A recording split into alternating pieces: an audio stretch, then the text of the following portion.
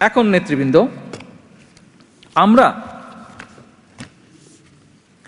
শেখ হাসিনার কণ্ঠে প্রায় বিভিন্ন বক্তৃতায় শুনে থাকি যে বাংলাদেশ জাতীয়তাবাদী দল বিএনপি অথবা শহীদ রাষ্ট্রপতি জিয়াউর রহমান অথবা দেশনেত্রী বেগম খালেদা জিয়া, আমরা আমাদের দলের প্রধান দুই নেতা নেত্রী ওনারা বলে এবং আমাদের দল আমরা বলে রাজাকারকে প্রতিষ্ঠিত করেছি, আমরা বলে রাজাকারের গাড়িতে পতাকা দিয়েছি তাদেরকে মন্ত্রী বানিয়ে। এরকম অভিযুক্ত তারা করে থাকে শেখ হাসিনা করে, তার সাথে তার দলের অন্য নেতৃবৃন্দ করে। মৌলানা নুরুল ইসলাম নামে এক ব্যক্তি আওয়ামী লীগের নমিনেশন পেয়ে 1996 সালের নির্বাচনে জয়ী হয় জামালপুর থেকে। জামালপুর থেকে মৌলানা নুরুল ইসলাম, মৌলানা নুরুল ইসলাম 1971 সালে জামালপুর সরিষাবাড়ি এলাকার রাজাকার কমান্ডার ছিলেন তিনি। শেখ হাসিনা কিন্তু তাকে শুধু নমিনেশনই দেয়নি, নমিনেশন পাবার পরে সে নির্বাচিত হলো এবং তাকে ধর্ম প্রতিমন্ত্রী শেখ হাসিনা বানিয়েছিল। আচ্ছা আসেন, তার নেতৃত্বে রাজাকাররা ওই এলাকায় মুক্তিযুদ্ধ বিরোধী সকল কর্মকাণ্ড পরিচালনা করত। এই যে নুরুল ইসলামের নেতৃত্বে দৃশ্যপট 71 একটি বই আছে, 21 শতকের রাজনীতি ও আওয়ামী লীগ গ্রন্থ। এই বইয়ের 45 নম্বর পৃষ্ঠায় যদি আপনারা যান, এই রাজাকার সম্পর্কে সকল তথ্য আপনারা পাবেন। বাংলাদেশের ইতিহাসে আওয়ামী লীগই প্রথম যারা একজন তালিকাভুক্ত, শেখ মুজিবের সময় যে রাজাকারদের তালিকা করা হয়েছিল এবং যেই কজনের বিচার হয়েছিল, এই নুরুল ইসলাম হচ্ছে ওয়াজ ওয়ান অফ দেম, যার বিরুদ্ধে সত্যিকারভাবে রাজাকার আইনে সত্যিকারভাবে রাজাকার হিসাবে মানে অফিসিয়ালি যার বিরুদ্ধে এলিগেশনস আছে, কেসেস আছে এবং বিচার হয়েছিল।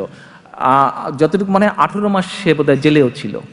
আচ্ছা, শেখ হাসিনার বাপ যাকে রাজাকার বলল, শেখ হাসিনার বাপ যাকে শেখ মুজিবুর রহমান যাকে রাজাকারের আইনে বিচার করলো, 18 মাস জেল খাটলো, তাকে শেখ হাসিনা মন্ত্রী করলো, তাকে শেখ হাসিনা এমপি বানালো। আমরা ওই বিতর্কে যেতে চাই না, তবে এটা হচ্ছে স্বাভাবিক সেন্সের ব্যাপার বা ইতিহাসের ব্যাপার বা তথ্যের ব্যাপার। হ্যাঁ, আমরা দেশের ঐক্যের স্বার্থে শহীদ জিয়া বা দেশনেত্রী বেগম খালেদা জিয়া অন্য দলের কিছু ব্যক্তিবর্গকে ক্যাবিনেটে নিয়েছিলেন, মন্ত্রিসভায় সদস্য হিসাবে নিয়েছিলেন। তাদের কারো বিরুদ্ধে শেখ মুজিবের সময় বা শেখ হাসিনার অন্য শাসন আমলেও তাদের কারোর বিরুদ্ধে শেখ মুজিবের সময় অফিসিয়ালি রাজাকারের আইনে বিচার হয়নি, তারা জেলও খাটেনি, কোনো কিছু হয় নাই।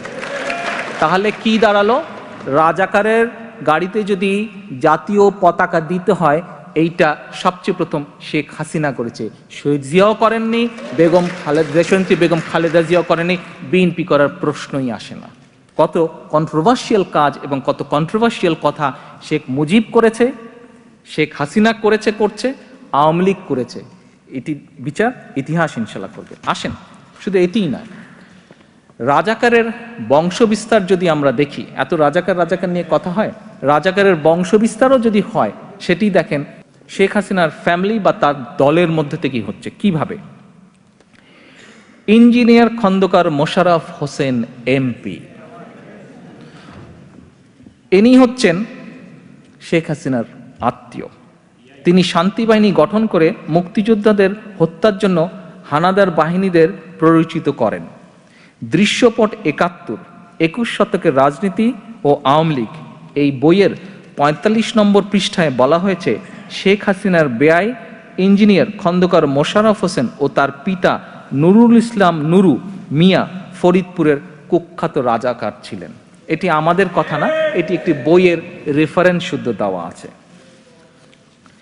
নুরুল ইসলাম ওরফে নুরু রাজাকার, তিনি শেখ হাসিনার বেয়াই খন্দকার মোশাররফ হোসেনের পিতা নুরু মিয়া ফরিদপুরের কুখ্যাত রাজাকার ছিলেন। 2012 সালের 21শে এপ্রিল ফরিদপুর জেলা আওয়ামী লীগ নেতারা হাসিনার সাথে বৈঠক করেন। এ সময় তারা এলাকার কুখ্যাত নুরা রাজাকারের ছেলে শেখ হাসিনার রাজাকার বেয়াই মোশাররফের প্রসঙ্গটি তোলেন। তখন শেখ হাসিনা বলেন, ফরিদপুরের রাজাকারের তালিকায় 14 নম্বরে, খেয়াল করবেন ফরিদপুরের শেখ হাসিনার ল্যাঙ্গুয়েজ, ফরিদপুরের রাজাকারের তালিকায় 14 নম্বরে নুরু মিয়ার নাম থাকলেও তিনি যুদ্ধ অপরাধী ছিলেন না। নুরু মিয়ার অপকর্মের খতিয়ান, মুক্তিযুদ্ধের প্রেক্ষাপট, ব্যক্তির অবস্থান বইয়ে বিস্তারিতভাবে তুলে ধরা আছে। আপনারা যদি, আমি যেহেতু বড় করতে চাই না সেই জন্য আমি আর বিস্তারিতগুলো আনলাম না, আপনারা নিশ্চয়ই উৎসাহ ভরে এই তথ্যগুলি পড়বেন, জানবেন এবং মানুষকে জানাবেন, আমি অনুরোধ করব।